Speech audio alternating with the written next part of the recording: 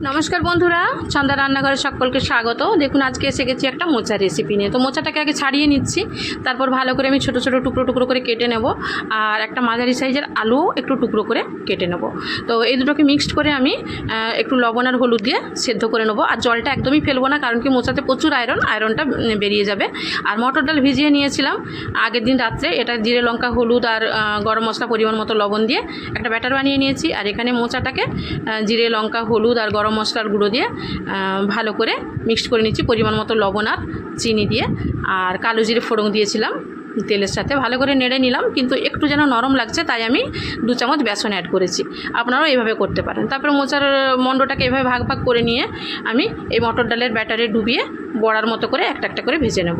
তো খুব সুন্দর হয় বন্ধুরা, একদম সম্পূর্ণ নিরামিষ রেসিপি একটা, আপনারা অবশ্যই একবার বানিয়ে দেখবেন। তো বড়াগুলো এইভাবে আমি একটা একটা করে বানিয়ে নেব।